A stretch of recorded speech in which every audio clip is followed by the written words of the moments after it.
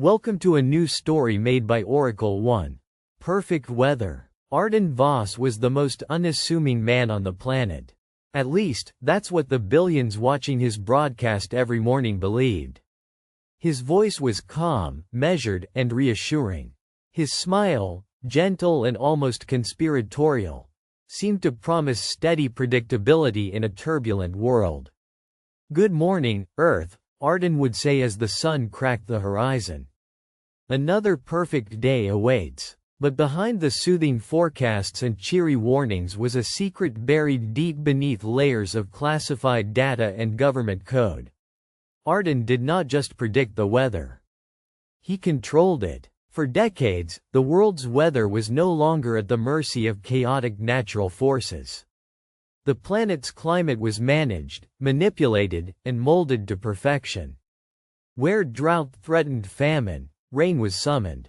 Hurricanes were tamed or redirected out to sea. Winters softened or intensified to preserve crops. Temperature extremes were blunt instruments avoided altogether. The technology, known only to an elite few, was hidden behind a cover of satellite monitoring and AI-driven forecasts, but in truth, it was Arden who wielded the software and climate control arrays, a titan cloaked as a humble presenter. The system was called the Temperance Grid. It was a sprawling network of orbital stations and ground-based climate engines, capable of modifying atmospheric conditions with surgical precision. Arden was its navigator, the sole person with the high-level clearances and codes needed to operate it. He had spent years training, a prodigy in meteorology and cybernetics, and now bore the immense responsibility of maintaining perfect weather for 9 billion people. This responsibility was not without its burdens. Despite the utopian surface of flawless temperature charts and timely gentle rains, the burden of omnipotent control weighed heavily on Arden's shoulders. Millions depended on him to maintain balance without fail. A single error could unleash disaster. The first tremor that things were unraveling came unexpectedly. One morning, when Arden logged in to initiate the day's climate protocols, the system's interface was altered. Data streams twitched erratically. Warnings flashed across his screens in blinking red text. Unauthorized access detected. Panic surged through Arden's veins. Someone was breaking into the Temperance Grid. He swiftly attempted to isolate the breach, but the hacker was skillful beyond any Arden had encountered. Commands began cascading without his input. Temperatures shifted as if the planet itself was breathing out fire in some regions while freezing others into new ice ages. Arden's voice, normally placid on air, cracked as the news anchor called in a breaking update. Unseasonable snowfalls blanket the equator. Tornadoes rip through desert cities. Floodwaters rise where none should be.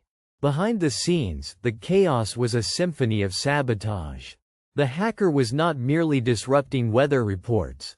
They were commandeering Arden's command protocols, rewriting climate settings by the minute. In a world where balance was essential, the consequences could be catastrophic. The entity, whoever they were, remained elusive. Arden's countermeasures kept temporary control, but every victory was a fragile foothold on a crumbling cliff.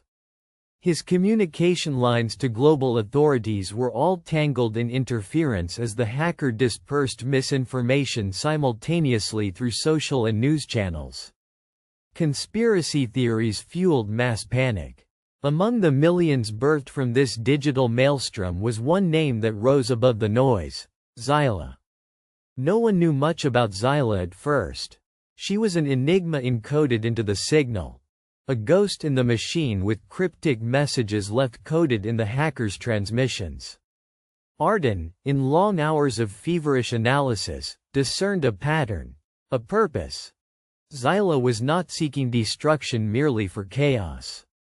Her attacks steadily revealed fragments of a manifesto, criticizing the imbalance of power wielded by one man over the entire planet's climate.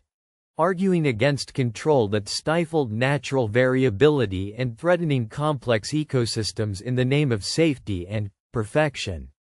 Arden found himself caught in the strangest conflict of his life, defending the very network that suppressed the planet's wildness while confronting a hacker who claimed to be attempting to restore the natural order. Late one night, amid reports of fires roaring through Amazonian wildlands and snowfall settling like a strange frost across the Sahara, Arden received a direct message. It was a live video stream intrusion, untraceable and raw. The figure of Zyla appeared, young, fierce-eyed, standing amid tangled wires and humming servers beneath the flicker of neon lights.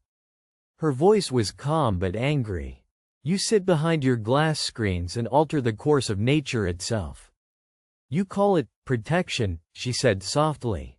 "But what right do we have to reshape the world into your idea of perfect?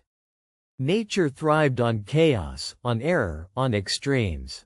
Your control is a cage. No species, no ecosystem, should be forced into uniformity. This is not balance, this is tyranny." Arden felt a chill. He hadn't expected reason, raw, impassioned reason, from someone he had thought a mere disruptive vandal. He struggled to reply, but the flickering feed cut off before he could speak. He sat back, the hum of the servers filling the silence of his control room. Was she right? The temperance grid had averted disasters, yes. Saved millions of lives. But at what cost? The planet's ecosystems were changing in ways not entirely predictable or beneficial. Insect life cycles shifted erratically. Migratory birds became confused. Oceanic currents quieted unnaturally. The equilibrium he maintained was a thin veneer over a fragile, more complex reality. The next days were the most harrowing in Arden's career. Zyla's attacks grew more precise, targeting not the infrastructure itself but data integrity. Forecasts became unreliable, official maps showed impossible readings. Crops began dying despite ideal weather. Panic among populations escalated into riots and rebellion against governments accusing them of lying. In the midst of this turmoil, Arden managed to trace one crucial clue. A data packet buried in the encrypted hacking trails that revealed Zyla's physical location. A hidden research facility on the remote islands of the South Pacific, where old climate experiments had been conducted decades earlier. Arden decided to see this conflict beyond code. He needed to meet her. Upon arrival, the island was quiet but alive with tangled overgrowth and rusting machinery. The research complex had been abandoned long ago and reclaimed by the forest. Here, Arden found Zyla, not a shadowy hacker but a young scientist with a defiant, questioning gaze. "I grew up here," she said, gesturing to the old climate devices scattered around the overrun compound. "My parents helped start the temperance grid, but they warned me, control over nature is a dangerous ambition. They died trying to keep some of this knowledge safe, away from those who would centralize power."